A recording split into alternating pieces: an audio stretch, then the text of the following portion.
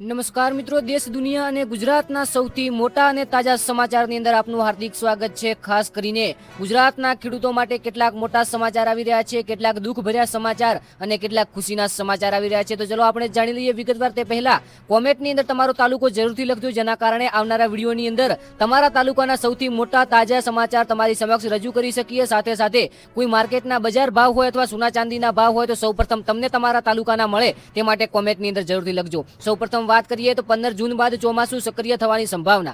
જી હા મિત્રો, હવામાન વિભાગના જણાવ્યા મુજબ 15 જૂન બાદ ગુજરાતમાં ચોમાસું વધુ સક્રિય બની શકે છે અને દક્ષિણ ગુજરાતમાં વરસાદની શરૂઆત બાદ સૌરાષ્ટ્ર અને કચ્છ તરફ વરસાદ આગળ વધે તેવી શક્યતાઓ મિત્રો જાણવા મળી છે। આ સમાચારથી ખરીફ પાકની તૈયારી કરી રહેલા ખેડૂતોમાં આશા જાગી છે। ત્યારે બીજા નંબરની અંદર બાજરીના ટેકાના ભાવ મુદ્દે ખેડૂતોમાં નારાજગી। જી હા મિત્રો, ખેડૂતોને લઈને સૌથી મોટા સમાચાર અને દુઃખના સમાચારની વાત કરીએ તો બાજરીના ટેકાના ભાવ ખરીદી માટે નક્કી કરાયેલી મર્યાદાને લઈને ખેડૂતોમાં અસંતોષ જોવા મળી રહ્યો છે। વિવિધ ખેડૂતો સંગઠનોએ સરકાર સમક્ષ મર્યાદા વધારવાની માંગ કરી છે અને જરૂર પડે તો આંદોલનની ચીમકી પણ આપી છે અને ખાસ કરીને ખેડૂતો માટે દુઃખના સમાચાર આવી રહ્યા છે। ત્યારબાદ વાત કરીએ ગાંધીનગરમાં ખેડૂત સત્યાગ્રહની તૈયારી। ખેડૂતોના પ્રશ્નોને લઈને 15 જૂને ગાંધીનગરમાં ખેડૂત સત્યાગ્રહ યોજના તૈયાર થઈ રહી છે, જેની અંદર વિવિધ ખેડૂતો સંગઠનો અને રાજકીય આગેવાનો આ મુદ્દે બેઠકો કરી રહ્યા છે। ત્યારબાદ વાત કરીએ ખેડૂતોને લઈને એક મોટા વળી સમાચાર આવી રહ્યા છે। વાવણી પૂર્વે ખાતર અને બિયારણની માંગમાં વધારો। જી આ મિત્રો, વાત કરવામાં આવે તો રાજ્યભરમાં ખેડૂતો દ્વારા મગફળી, કપાસ, મકાઈ અને તલના પાક માટે બિયારણ અને ખાતરની ખરીદી શરૂ થઈ ગઈ છે। કૃષિ કેન્દ્રોમાં ખેડૂતોની અવરજવર વધી છે। ત્યારબાદ મિત્રો વાત કરીએ એક મોટા સમાચારની તો નર્મદા કેનાલનું પાણી ખેડૂતો માટે આશીર્વાદ। જી આ મિત્રો, ઉત્તર ગુજરાત અને કચ્છના વિસ્તારોમાં નર્મદા કેનાલ મારફતે પાણી પહોંચતા સિંચાઈ માટે મોટી રાહત મળી છે। ખેડૂતોની અંદર ખુશી જોવા મળી છે। પાણીની અછત ધરાવતા વિસ્તારોમાં પાક આયોજન માટે સરળ બનશે અને ખાસ કરીને ખેડૂતો વધુ એક આ તક મેળવી શકશે। ત્યારબાદ વાત કરીએ ખેડૂતોને નકલી બિયારણથી સાવચેત રહેવાની અપીલ। જી આ મિત્રો, ખેડૂતો માટે ખૂબ જરૂરી સમાચાર છે। કૃષિ વિભાગે ખેડૂતોને પ્રમાણિત કંપનીઓ પાસેથી જ બિયારણ ખરીદવાની સલાહ આપી છે। ત્યારે મિત્રો, ચોમાસા પહેલા નકલી બિયારણ વેચાણની ફરિયાદો વધતી હોવાથી ચેતવણી આપવામાં આવી છે અને ઘણા ખેડૂતો છે જે ખરેખર નકલી બિયારણ લઈ અને છિતરપિંડી સાથે ઘરે આવે છે। ત્યારબાદ વાત કરીએ ખેડૂતને લઈને એક મોટા વળી સમાચાર।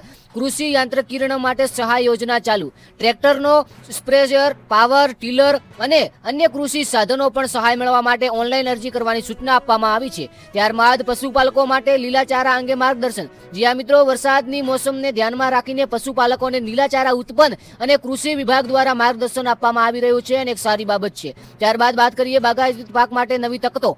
કેરી, જામફળ, લીંબુ અને શાકભાજી પાક ઉગાડતા ખેડૂત માટે બાયાયત વિભાગ દ્વારા વિવિધ સહાય યોજના ઉપલબ્ધ કરાવવામાં આવી છે। ત્યારબાદ ખેડૂતોને લઈને સૌથી મોટા સમાચાર અને છેલ્લા સમાચારની વાત કરીએ તો 11 જૂનથી વાતાવરણમાં બદલાવ અને પવનની ગતિ વધતા ખેડૂતોને સારા ચોમાસાની લંબાઈ છે। ઘણા વિસ્તારોમાં વાવણી પૂર્વ તૈયારી થઈ રહી છે। હવે વાત કરી લઈએ થોડા ગુજરાતના ટ્રેન્ડિંગ અને હાલના સૌથી મોટા સમાચારની વાત કરીએ તો રાજ્યસભામાં ભાજપના 4 ઉમેદવારો બિનહરીફ ચૂંટાયા। જી આ મિત્રો, ગુજરાતમાંથી રાજ્યસભાની 4 બેઠકો માટે ભાજપના 4 ઉમેદવારો બિનહરીફ વિજેતા જાહેર થયા છે। ઉમેદવારી પરત ખેંચવાની અંતિમ તારીખ સુધી કોઈ ઉમેદવાર ફોર્મ પાછું ખેંચ્યું ન હતું। બીજા નંબરની અંદર વાત કરીએ તો મહેસાણા ફ્રૂટ માર્કેટમાં ભીષણ આગ। મહેસાણાની ફ્રૂટ માર્કેટમાં અચાનક આગ લાગવાના કારણે 6 જેટલા શેડ અને 2 ટ્રક આગની ઝપેટમાં આવી ગયા છે। ફાયર બ્રિગેડ કલાકોની મહેનત બાદ આગ કાબૂમાં લીધી। વેપારીઓને લાખો રૂપિયાનું નુકસાન થયું હોવાનું માનવામાં આવે છે। વાત કરીએ સમાચાર નંબર 3ની તો ગીર સોમનાથમાં કુવા તલાલા તાલુકાના માલજીવીવા ગામમાં કુવાની સફાઈ દરમિયાન પથ્થર અને મોટી ઘસી પડવાથી 2 મજૂરો ગંભીર રીતે ઘાયલ થયા, જેમાં એકનું નીપજ્યું છે। ત્યારબાદ મિત્રો વાત કરીએ ચોથા નંબરની અંદર ગુજરાતમાં વરસાદની વધુ એક આગાહી। જી આ મિત્રો, તાપી, ડાંગ, વલસાડ અને દક્ષિણ ગુજરાતના વિસ્તારોમાં વરસાદની શક્યતા વ્યક્ત કરવામાં આવી છે। અમદાવાદ અને ગાંધીનગરમાં પણ વાદળછાયું વાતાવરણ રહેવાની છે, જેના કારણે અમદાવાદના વિસ્તારો આજુબાજુ, ગાંધીનગર આજુબાજુ વરસાદ પડવાની શક્યતા જોવા મળી શકે છે। વાત કરીએ વડનગર ગામમાં વિશેષ કાર્યક્રમો। કેન્દ્ર સરકારના 12 વર્ષ પૂર્ણ થવા નિમિત્તે વડનગર સહિત અનેક શહેરોમાં સ્વચ્છતા અભિયાન। જી આ મિત્રો, વાત કરવામાં આવે ત્યારબાદ ગુજરાત પોલીસ ભરતીઓ તૈયારી તેજ। જી આ મિત્રો, 11 જૂન યોજનારી લોક રક્ષક ભરતી પરીક્ષાને લઈને રાજ્યભરના ઉમેદવારોમાં ઉત્સાહ જોવા મળી રહ્યો છે। ખુશી જોવા મળી રહી છે। પરીક્ષા કેન્દ્ર પર ખાસ વ્યવસ્થા કરવામાં આવી છે સારી રીતે। ત્યારબાદ મિત્રો વાત કરવામાં આવે સમાચાર નંબર 7ની તો ખાસ કરીને વાત કરવામાં આવે અમદાવાદમાં ગરમીથી લોકોને પરેશાન। વરસાદની રાહ વચ્ચે અમદાવાદ સહિત અનેક શહેરોમાં ભેજ અને ગરમીનું વાતાવરણ જોવા મળ્યું છે। મિત્રો, ખાસ કરીને દેશ દુનિયાના અને ગુજરાતના સૌથી મોટા તાજા સમાચાર અને આપણા ગુજરાતના ખેડૂતો માટે દરરોજ માટે નવા અપડેટ, નવા સમાચાર, ખુશીના સમાચાર, દુઃખીના સમાચાર, ઇમ્પોર્ટન્ટ માહિતી, ખાસ કરીને ખેડૂતોને બિયારણથી છેતરાઈ રહ્યા છે તે સમાચાર આપણી YouTube ચેનલની અંદર જોવા મળે છે। તો ચેનલને સબસ્ક્રાઇબ કરી વિડીયોને ક્લિક કરી નાખજો। આવનારા એક વિડીયોની અંદર મળીએ ત્યાં સુધી બધા મિત્રોને વિડીયો શેર કરી નાખજો।